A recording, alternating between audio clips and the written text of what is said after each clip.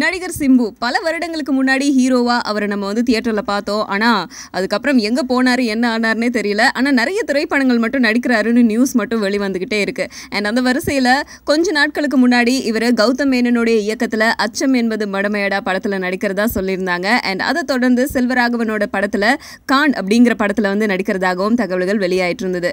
And இந்த தகவல் கூடவே இப்போ அடுத்ததா அமீர் திரைப்படத்திலையும் நடிக்க போறதாக நியூஸ் ஒன்று வெளிவந்திருக்கு.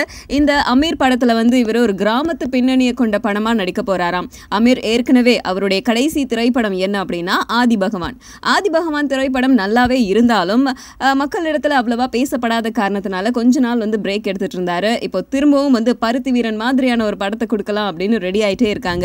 இந்த நிலைமையில நம்மளுடைய சிம்புவோட அடுத்தடுத்த படங்களான வாலு, வேட்டை மன்னன், அது இதுன்னு ஏகப்பட்டது நிலுவையில இருந்துகிட்டே இருக்கு. ஸோ அந்த திரைப்படங்கள்லாம் எப்போ வரப்போகுது, இந்த திரைப்படம் எப்போ ஆரம்பிக்க போறாங்க அப்படிங்கிற நியூஸ்லாம் இன்னும் கொஞ்ச நாள்ல நமக்கு தெரிய வரும். அது வரைக்கும் வெயிட் பண்ணுங்க.